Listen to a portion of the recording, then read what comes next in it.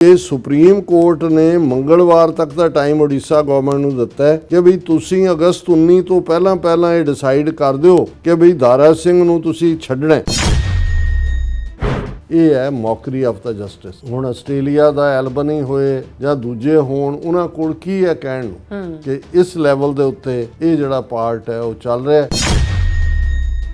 ਹੁਣ ਇੱਥੇ ਤੁਸੀਂ ਕਹੋ ਜੀ ਸਾਡੇ ਬੰਦੀ ਸਿੰਘਾਂ ਨੂੰ ਇਨਸਾਫ ਨਹੀਂ ਮਿਲਿਆ, ਸਾਨੂੰ ਇਨਸਾਫ ਨਹੀਂ ਮਿਲਿਆ, ਸਾਨੂੰ ਨਵੰਬਰ 84 ਵਾਲਿਆਂ ਨੂੰ ਇਨਸਾਫ ਨਹੀਂ ਮਿਲਿਆ, 2002 ਵਾਲਿਆਂ ਨੂੰ ਇਨਸਾਫ ਨਹੀਂ ਮਿਲਿਆ ਜੋ ਗੁਜਰਾਤ ਦੇ ਵਿੱਚ ਕੀਤਾ। ਇਹ ਸਾਹਮਣੇ ਹੈ ਕਿ ਈਵਨ ਜਿਸ ਮਾਮਲੇ 'ਚ ਬਾਹਰਲੇ, ਔਰ ਇਸ ਤੋਂ ਵੱਡੀ ਕਰੂਐਲਿਟੀ ਕੀ ਹੋ ਸਕਦੀ ਹੈ? 5 ਤੇ 10 ਸਾਲ ਦੇ ਬੱਚਿਆਂ ਨੂੰ, ਬਾਪ ਨੂੰ ਜਿਹਨੇ ਸਾਰੀ ਉਮਰ ਉੱਥੇ ਤੁਹਾਡੇ ਬਿਮਾਰਾਂ ਦੀ ਦੇਖਭਾਲ ਦੇ ਲਈ ਲਾਈ ਹੋਏ, ਤੁਸੀਂ ਜਿਉਂਦੇ ਸਾੜ ਦਿਓ। ਇਸ ਬਦਲਦੀ ਦੁਨੀਆ ਵਿੱਚ ਤੁਸੀਂ ਪਿੱਛੇ ਨਾ ਰਹਿ ਜਾਓ। ਹਰ ਘਟਨਾ ਜੋ ਤੁਹਾਡੀ ਜ਼ਿੰਦਗੀ ਤੇ ਅਸਰ ਪਾ ਰਹੀ ਹੈ, ਅਸੀਂ ਉਸ ਬਾਰੇ ਦਵਾਂਗੇ ਤੁਹਾਨੂੰ ਸਟੀਕ ਤੇ ਸਹੀ ਜਾਣਕਾਰੀ। ਤੁਹਾਡਾ ਆਪਣਾ ਹੱਕ ਸੱਚ ਦੀ ਆਵਾਜ਼ TV84। TV84 ਦੇ ਨਾਲ ਜੁੜਨ ਲਈ ਆਪਣਾ ਫੋਨ ਚੁੱਕੋ ਤੇ ਐਪ ਸਟੋਰ ਵਿੱਚ ਜਾ ਕੇ ਡਾਊਨਲੋਡ ਕਰੋ TV84 ਦੀ ਨਵੀਂ ਐਪ। ਇਸ ਐਪ ਤੇ ਤੁਸੀਂ ਦੇਖ ਸਕਦੇ ਹੋ 24 ਘੰਟੇ TV84 ਦਾ ਲਾਈਵ ਚੈਨਲ ਅਤੇ ਨਾਲ ਹੀ ਪੰਜ ਪੰਜਾਬ ਅਤੇ ਦੁਨੀਆ ਭਰ ਦੀਆਂ ਅਹਿਮ ਖਬਰਾਂ। ਫਿਰ ਦੇਰ ਕਿਸ ਗੱਲ ਦੀ, ਹੁਣੇ ਡਾਊਨਲੋਡ ਕਰੋ TV84 ਦੀ ਨਵੀਂ ਐਪ।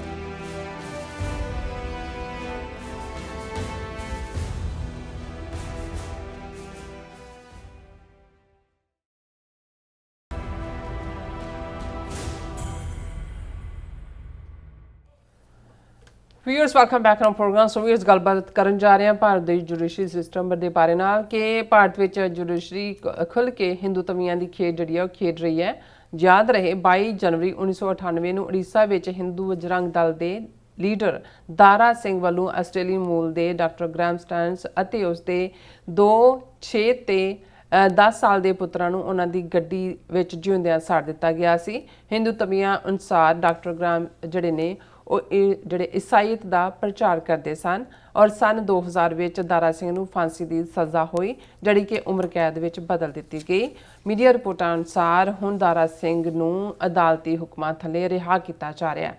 ਦੂਸਰੇ ਪਾਸੇ 35 ਸਾਲਾਂ ਤੋਂ ਬੰਦ ਸਿੱਖ ਸਿਆਸੀ ਕੈਦੀ ਹਨ ਜਿਨ੍ਹਾਂ ਨੂੰ ਪੇਰੋਲ ਤੱਕ ਵੀ ਨਹੀਂ ਦਿੱਤੀ ਜਾ ਰਹੀ। ਸੋ ਇਸ ਬਾਰੇ ਆਪਾਂ ਗੱਲਬਾਤ ਕਰਨ ਜਾ ਰਹੇ ਹਾਂ। ਸੋ ਅਸੀਂ ਚਾਹਾਂਗੇ ਕਿ ਤੁਸੀਂ ਇਸੇ ਤਰ੍ਹਾਂ ਬਣੇ ਰਹਿਣਾ।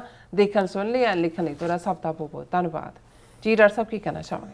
ਦੇਖੋ, ਬਾਰ-ਬਾਰ ਸਰਦਾਰ ਕਪੂਰ ਸਿੰਘ ਯਾਦ ਆਉਂਦੇ ਨੇ ਔਰ ਇਹ ਕਹਿਣ ਨੂੰ ਜੀ ਕਰਦਾ ਕਿ ਮੈਨੂੰ ਅੱਜ ਯਾਦ ਆਇਆ ਉਹ ਸੱਜਣ ਜਿਹਦੇ ਮਗਰ ਉਲਾਂਬੜਾ ਜੱਗਦਾ ਏ। ਕਈਆਂ ਨੂੰ ਸਰਦਾਰ ਸਾਹਿਬ ਦੀ ਕੌੜੀ ਜ਼ਬਾਨ ਪਸੰਦ ਨਹੀਂ ਸੀ, ਕਈਆਂ ਨੂੰ ਲੱਗਦਾ ਸੀ ਕਿ ਭਾਈ ਇਹ ਉਹਨਾਂ ਲੋਕਾਂ ਦੇ ਸਾਹਮਣੇ ਗੱਲ ਕਰ ਰਹੇ ਨੇ ਇਵੇਂ ਹੀ ਹੈ ਜਿਵੇਂ ਤੁਸੀਂ ਅੰਨਿਆਂ ਦੇ ਸ਼ਹਿਰ ਵਿੱਚ ਐਨਕਾਂ ਵੇਚਦੇ ਹੋ।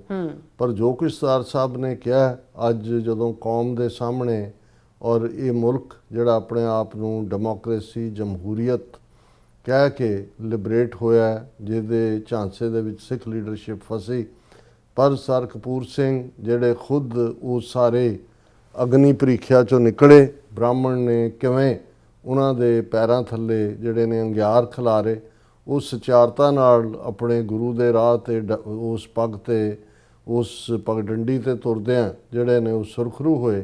ਲੇਕਿਨ ਉਹਨਾਂ ਨੇ ਇਹ ਗੱਲ 50ਵਿਆਂ ਦੇ ਵਿੱਚ ਹੀ ਜਿਹੜੀ ਹੈ ਇਹ ਡਿਕਲੇਅਰ ਕਰ ਦਿੱਤੀ ਸੀ ਕਿ ਮੁਲਕ ਹਿੰਦੂ ਕਾ, ਰਾਜ ਤਿਕੜੀ ਕਾ, ਗੁਰੂ ਰਾਖਾ ਭਾਈ ਸਿੱਖੜੇ ਕਾ। ਉਦੋਂ ਤਿਕੜੀ ਨਹਿਰੂ, ਪਟੇਲ ਤੇ ਚੰਦੂ ਲਾਲ ਤ੍ਰਿਵੇਦੀ ਦੀ ਸੀ। ਅੱਜ ਉਹ ਤਿਕੜੀ ਅਜੀਤ ਡੋਵਾਲ, ਅਮਿਤ ਸ਼ਾਹ, ਨਰਿੰਦਰ ਮੋਦੀ ਦੀ ਹੈ। ਪਰ ਸਿੱਖਾਂ ਦੇ ਲਈ, ਮੁਸਲਮਾਨਾਂ ਦੇ ਲਈ, ਈਸਾਈਆਂ ਦੇ ਲਈ, ਦਲਿਤਾਂ ਦੇ ਲਈ ਇਹ ਪਲੇਨਲੀ ਇੱਕ ਬ੍ਰਾਹਮਣ ਰੂਲ ਹੈ। ਇੱਕ ਮਨੂਵਾਦੀ ਸੁਸਾਇਟੀ ਵਾਪਸ ਜਿਹੜੀ ਹੈ ਉਸਨੇ ਆਪਣਾ ਪੂਰਾ ਐਸਰਟ ਕੀਤਾ ਪੋਲੀਟੀਕਲ ਪਾਵਰ ਦਾ ਨੂੰ ਹਥਿਆ ਕੇ, ਔਰ ਉਹਨਾਂ ਨੂੰ ਕੋਈ ਫਰਕ ਨਹੀਂ ਪੈਂਦਾ ਲੱਖਾਂ ਮਾਰੇ ਜਾਣ, ਲੱਖਾਂ ਡੁੱਬ ਜਾਣ, 43 ਲੱਖ ਕੋਵਿਡ ਨਾਲ ਮਰ ਗਿਆ, ਔਰ ਉਹਨਾਂ ਦੀਆਂ ਸਾਰੀਆਂ ਇੰਸਟੀਟਿਊਸ਼ਨਸ ਅਲਟੀਮੇਟਲੀ ਇਸ ਵੇਲੇ ਬ੍ਰਾਹਮਣ ਦੇ ਕੰਟਰੋਲ 'ਚ ਨੇ। ਪਰ ਜਿਹੜਾ ਕੇਸ ਮੈਂ ਡਿਸਕਸ ਕਰਨ ਜਾ ਰਿਹਾ ਇਹ ਕੋਈ ਸਿੱਧਾ ਸਿੱਖਾਂ ਨਾਲ ਸੰਬੰਧਿਤ ਨਹੀਂ ਹੈ, ਪਰ ਇਹ ਸਾਨੂੰ ਉਹ ਕੰਪੈਰੀਜ਼ਨ ਜ਼ਰੂਰ ਦਿੰਦਾ ਹੈ ਕਿ ਜਦੋਂ ਬਹੁਤ ਵਾਰ ਇਹ ਮੰਗ ਅਸੀਂ ਲਗਾਤਾਰਤਾ ਨਾਲ ਕਰਦੇ ਹਾਂ ਕਿ ਭਾਈ 30 ਸਾਲ ਤੋਂ 35 ਸਾਲ ਤੋਂ ਜਿਹੜੇ ਜੇਲ੍ਹਾਂ 'ਚ ਬੰਦੀ ਸਿੰਘ ਨੇ, ਜਿਹੜੇ ਸਿਆਸੀ ਕੈਦੀ ਨੇ, ਉਹਨਾਂ ਨੂੰ ਪੈਰੋਲ ਤੇ ਹੀ ਰਿਹਾ ਕਰੋ। ਹੁਣ ਜਥੇਦਾਰ ਜਗਤਾਰ ਸਿੰਘ ਹਵਾਰਾ, ਜਿਨ੍ਹਾਂ ਦੀ ਮਾਤਾ ਗੰਭੀਰ ਬਿਮਾਰ ਨੇ, ਉਹਨਾਂ ਨੂੰ ਉਹ ਪਿਛਲੇ ਲਗਭਗ 30 ਸਾਲ ਤੋਂ ਜਿਹੜੇ ਜੇਲ੍ਹ 'ਚ ਬੰਦ ਨੇ, ਬਹੁਤ ਟੌਰਚਰ 'ਚੋਂ ਉਹਨਾਂ ਨੂੰ ਗੁਜ਼ਾਰਿਆ ਗਿਆ। ਉਹਨਾਂ ਨੇ ਕਿਹਾ ਵੀ ਮੈਨੂੰ ਹਫਤਾ ਹੀ ਦੇ ਦਿਓ, ਮੈਂ ਆਪਣੀ ਮਾਂ ਦੇ ਕੋਲ ਅਖੀਰਲੇ ਸਾਹਾਂ ਤੋਂ ਪਹਿਲਾਂ, ਉਹਨਾਂ ਦੇ ਲਈ ਨਹੀਂ ਹੈ। ਇਸੇ ਤਰ੍ਹਾਂ ਅਸੀਂ ਦੂਸਰੇ ਕੇਸਾਂ 'ਚ ਵੀ ਦੇਖਦੇ ਹਾਂ। ਪਰ ਇਸ ਦੇ ਉਲਟ ਅਸੀਂ ਦੇਖਦੇ ਹਾਂ ਕਿ ਕਿਵੇਂ ਉਹ ਉਨਾਓ ਕੇਸ ਹੋਏ ਬਲਾਤਕਾਰ ਦਾ, ਉਹ ਗੁਜਰਾਤ ਦੇ ਵਿੱਚ 2002 ਦੇ ਵਿੱਚ ਜਿਨ੍ਹਾਂ ਨੇ ਜਿਹੜੇ ਆ ਮਰਡਰ ਔਰ ਰੇਪ ਕੀਤੇ, ਉਹਨਾਂ ਦੀਆਂ ਕਿਵੇਂ ਜੇਲ੍ਹਾਂ 'ਚੋਂ ਰਿਹਾਈਆਂ ਔਰ ਉਹਨਾਂ ਦਾ ਹਾਰਾਂ ਦੇ ਨਾਲ ਸਵਾਗਤ, ਜਿਹੜੇ ਲਿੰਚਿੰਗ ਕਰਨ ਵਾਲੇ ਨੇ ਉਹ ਹੀਰੋ ਬਣਾ ਕੇ ਔਰ ਉਹਨਾਂ ਨੂੰ ਟਿਕਟਾਂ ਦੇ ਕੇ ਪੇਸ਼ ਕੀਤਾ ਜਾਂਦਾ।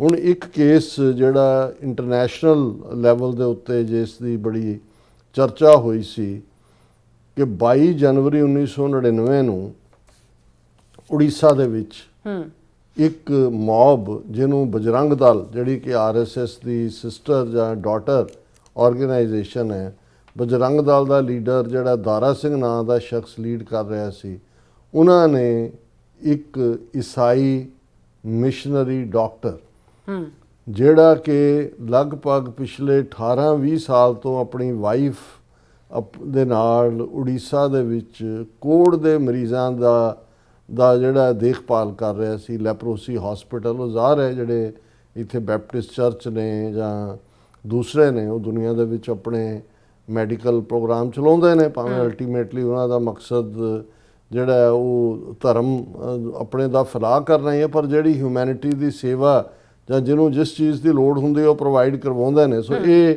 ਡਾਕਟਰ ਗ੍ਰੈਮ, ਜਿਹੜੇ ਕਿ ਜਿਨ੍ਹਾਂ ਦੀ ਉਮਰ ਉਸ ਵੇਲੇ 58 ਸਾਲ ਦੀ ਸੀ, ਔਰ ਉਹਨਾਂ ਦੇ 2 ਪੁੱਤਰ, ਇੱਕ ਮਿਸਟਰ ਫਿਲਿਪ ਜਿਹੜਾ 10 ਸਾਲ ਦਾ ਸੀ, ਇੱਕ ਮਿਸਟਰ ਟਿਮੋਥੀ ਜਿਹੜਾ 6 ਸਾਲ ਦਾ ਸੀ, ਇਹ ਆਪਣੇ ਉਸ ਹਸਪੀਟਲ ਦੇ ਬਾਹਰ ਜਿਹੜਾ ਉਹ ਵੈਨ ਦੇ ਵਿੱਚ ਹੀ ਸੌਂ ਰਹੇ ਸੀ ਜਾਂ ਬੈਠੇ ਸੀ।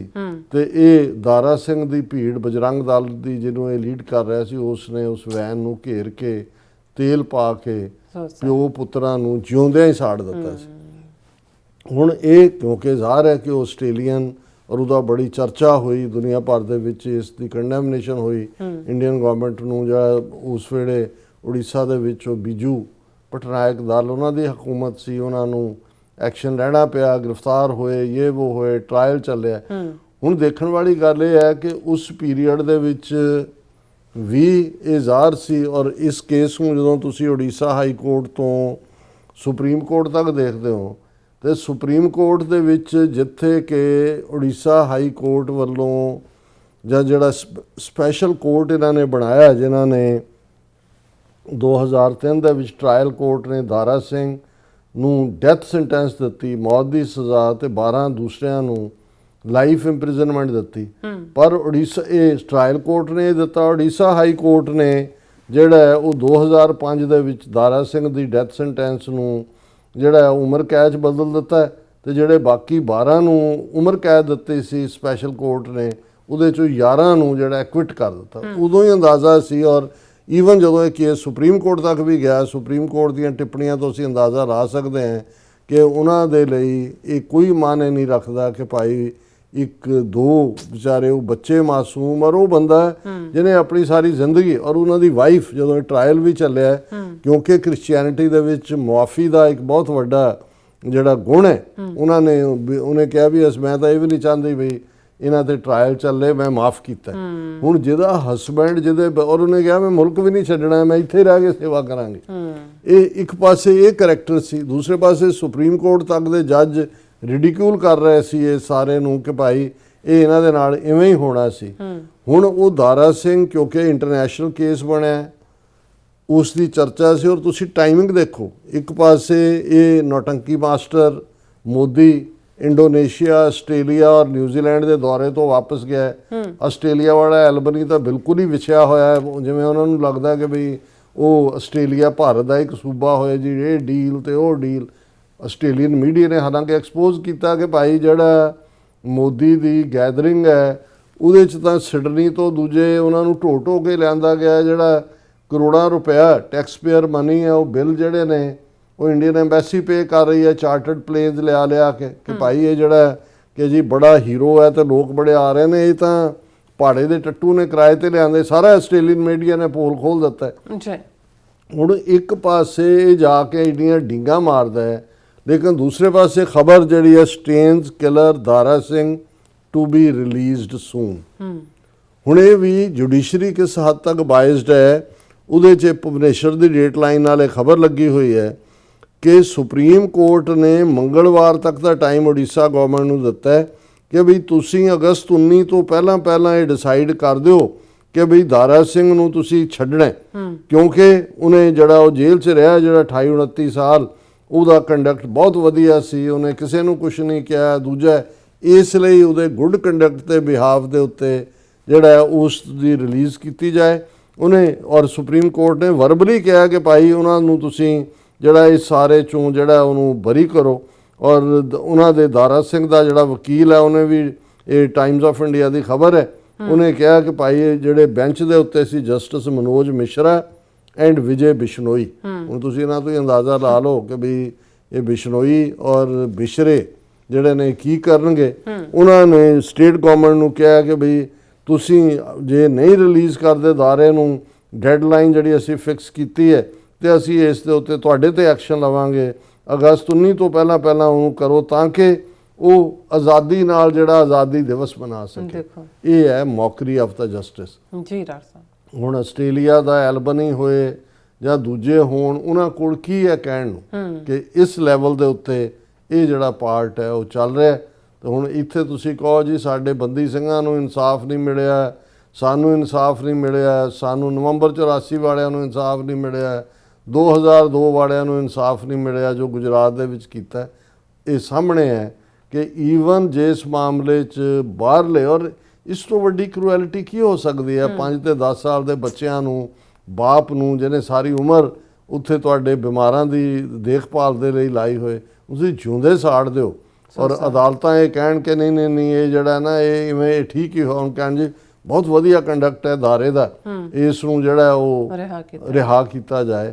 ਇਹਨਾਂ ਤੋਂ ਅਸੀਂ ਕੀ ਲੱਭਦੇ ਹਾਂ? ਸੋ ਇਹ ਜਦੋਂ ਅਸੀਂ ਰਿਪੀਟਡਲੀ ਗੱਲ ਉੱਥੇ ਕੀ ਆਉਂਦੀ ਹੈ ਕਿ ਭਾਈ ਖਾਲਿਸਤਾਨ ਦੀ ਕਾਇਮੀ ਤੋਂ ਬਿਨਾਂ ਸਾਡਾ ਕੋਈ ਮਸਲਾ ਹੱਲ ਨਹੀਂ ਹੋਣਾ। ਇਹ ਅਲਟੀਮੇਟਲੀ ਇੱਕ ਆਰਟੀਫਿਸ਼ੀਅਲ ਯੂਨੀਅਨ ਹੈ। ਹਾਂ, ਜੇ ਸਿੱਖਾਂ ਦਾ ਸਾਥ ਬਾਕੀ ਕੌਮਾਂ 20 ਕਰੋੜ ਮੁਸਲਮਾਨ ਨੇ ਜਿਹੜੇ ਦੁਬੱਕੇ ਬੈਠੇ ਹੋਏ ਨੇ, ਬਿਲਕੁਲ ਉਹ ਸਾਹਿਬ ਸਾਡੇ ਜਨਾਬ ਸਾਡੇ ਮਾਈ ਬਾਪ ਵਾਲਾ ਉਹਨਾਂ ਦਾ ਐਟੀਟਿਊਡ ਹੈ। ਹੁਣ ਇਹੀ ਈਸਾਈਆਂ ਦੀ ਗਿਣਤੀ ਭਾਰਤ ਸਿੱਖਾਂ ਨਾਲੋਂ ਜ਼ਿਆਦਾ ਹੈ। ਔਰ ਜਿਹੜਾ ਮੁਲਕ ਹੈ, ਜਿਸ ਮੁਲਕ ਦਾ ਉਹ ਸ਼ਹਿਰੀ ਸੀ ਆਸਟ੍ਰੇਲੀਆ ਦਾ, ਉਹ ਐਲਬਨੀ ਵਿਛਿਆ ਹੋਇਆ ਉਹਦੇ ਅੱਗੇ, ਉਹਨਾਂ ਨੂੰ ਸ਼ਰਮ ਵੀ ਨਹੀਂ ਆਉਂਦੀ ਹੈ। ਔਰ ਇਹੀ ਦਲਿਤ ਭਾਈਚਾਰੇ ਦਾ ਕਹਿਣ ਨੂੰ ਜੋ ਮਰਜ਼ੀ ਕਹੀ ਜਾਓ ਕਿ ਜੀ ਇੰਨੇ 200 ਮਿਲੀਅਨ ਤੇ ਬਹੁਜਨ ਤੇ ਫਲਾਣਾ, ਅਲਟੀਮੇਟਲੀ ਜਾ ਕੇ ਸਾਰੇ ਬ੍ਰਾਹਮਣਵਾਦ ਦੇ ਖਾਤੇ 'ਚ ਹੀ ਡਿੱਗਦੇ ਨੇ। ਪਰ ਸਿੱਖ ਲੜਨਗੇ ਔਰ ਸਿੱਖ ਹੀ ਡਿਫੀਟ ਕਰਨਗੇ। ਅਲਟੀਮੇਟਲੀ ਇਸ ਬ੍ਰਾਹਮਣਵਾਦ ਦੇ ਰਾਜ ਦੀਆਂ ਜੜ੍ਹਾਂ ਪੁੱਟ ਕੇ ਇੰਡੀਅਨ ਓਸ਼ਨ ਦੇ ਜਿਹੜਾ ਕੋਸੇ ਪਾਣੀਆਂ ਦੇ ਵਿੱਚ ਵਾਰਮ ਵਾਟਰਸ ਆਫ ਇੰਡੀਆ, ਸਿੱਖ ਹੀ ਇਹਨਾਂ ਦੀਆਂ ਜੜ੍ਹਾਂ ਪੁੱਟਣਗੇ। ਇਹਦੇ ਬਾਰੇ ਕਿਸੇ ਨੂੰ ਕੋਈ ਸ਼ੱਕ ਸ਼ੁਬਾ ਨਹੀਂ ਹੋਣਾ ਚਾਹੀਦਾ। ਬਿਲਕੁਲ ਡਾਕਟਰ ਸਾਹਿਬ, ਤੁਹਾਡਾ ਬਹੁਤ ਧੰਨਵਾਦ। ਸੋ ਤੁਹਾਨੂੰ ਬ੍ਰੇਕ ਵਿਊਅਰਸ, ਤੁਸੀਂ ਕਿਤੇ ਨਹੀਂ ਜਾਣਾ, ਮਿਲਦੇ ਆਫਟਰ ਦਿਸ ਸ਼ਾਰਟ ਬ੍ਰੇਕ।